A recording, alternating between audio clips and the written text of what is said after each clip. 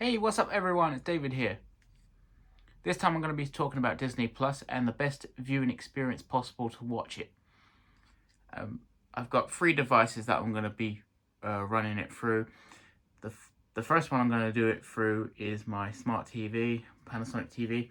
This obviously hasn't been available for the Panasonic TVs for long. It's just obviously it's been added in the past 60 days. So I'm making this video. We're now almost at the end of 2021 and coming up to 2022. And the support for these Panasonic TVs are from 2017 onwards. So yeah, there's a good almost 5 years back catalogue on that, which is pretty good if you bought a premium TV in 2017, knowing that you're still obviously being supported. That's just great. I had a Samsung TV, and after 5 years, all the apps disappeared. So it's really unheard of for me that you would have an app being added, mainstream app being added to to having to older TVs, that's pretty good. So anyway, let's get on with the show.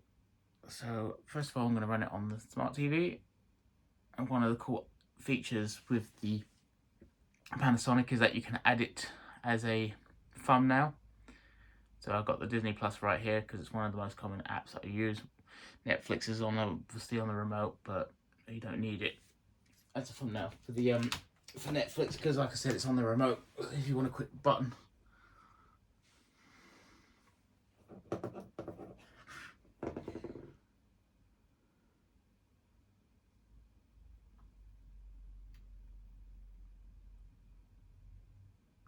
So as you can see, if you look at the graphics right now, it's a bit pixelated, not very sharp. And obviously, running on a smart TV, you've got less hardware, so the processing the information's a lot less sophisticated as you would get on a standalone device. Obviously, it's trying to do everything under one box, and sometimes just like I said, it doesn't work. This is connected via wired anyway, so it's the best possible thing you're going to get anyway. But you can see the color depth, it's not really there. And yeah, so it's obviously a little bit slow to load as well, obviously. But I said smart TVs aren't all the best ways to watch. So if I just go on to set here, see it's a bit of a load time delay, but yeah. So I got HDR10 support on this TV, so 4K. It's pretty good. So I'm going to go back out of it, and I'm going to exit. Now I'm going to do the SkyQ. So open Disney Plus using voice command.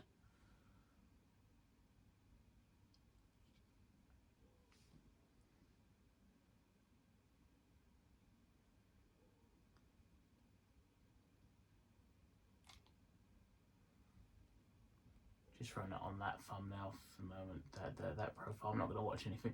But as you can see now, if you look at the advertisement at the top, Hawkeye, there's a little bit more depth in colour. Well, for me anyway. So the information's being processed a lot better.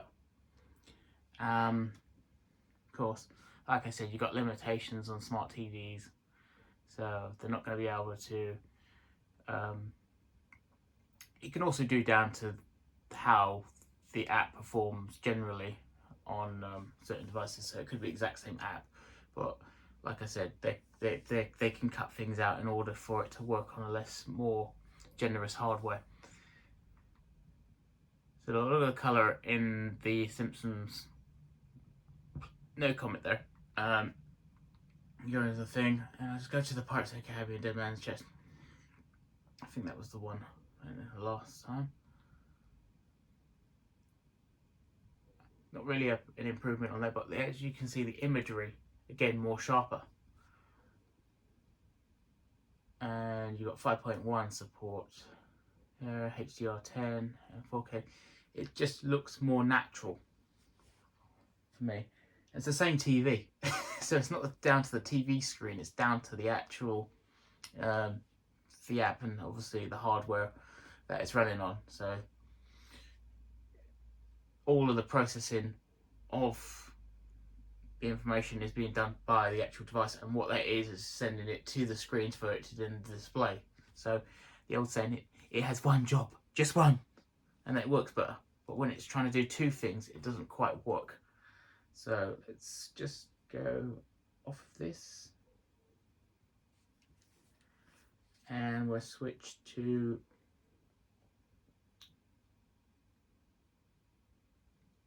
the Xbox.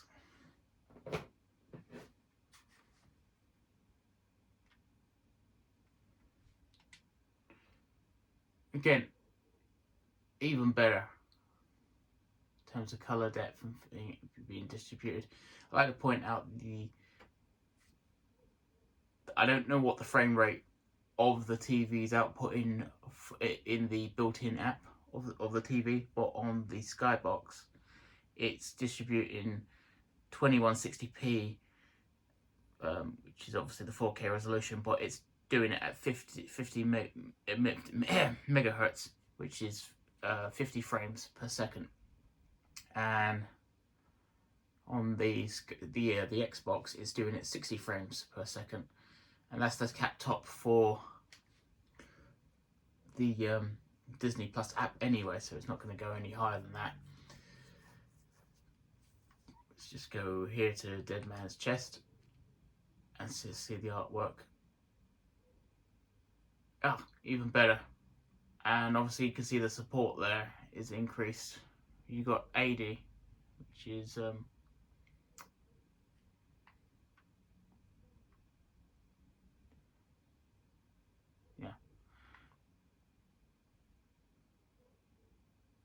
audio description, sorry.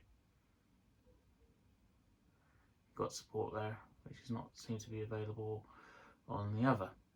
But it doesn't say the 5.1 surround sound for some reason, I'm not sure why. But it has, as I said, 4K Ultra HD and HDR10. The color depth, let's go to Avatar.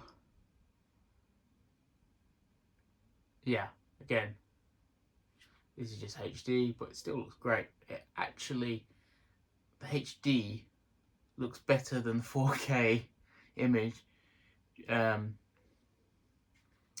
the actual TV itself. So let's go to the trailer 1, trailer 2.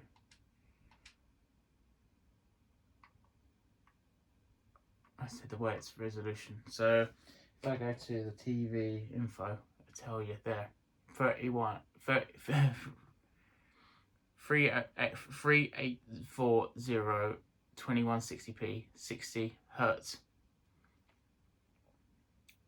And if I go back to the SkyQ and I click, so 60.5, you see there it's showing it at the same resolution, but it's at 50 hertz. So let's run that again, back and forth. So that's the picture there on the SkyQ.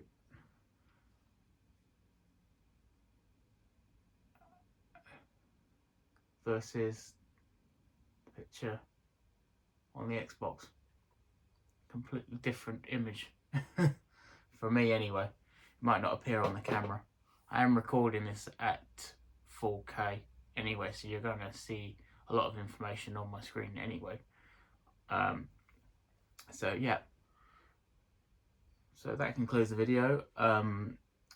The end result is basically, if you're going to watch Disney Plus, do it on an Xbox One S or an X, or on a PlayStation 5 or Series X, to get the best possible picture quality to come out for you. So thanks for watching, don't forget to subscribe, bye for now.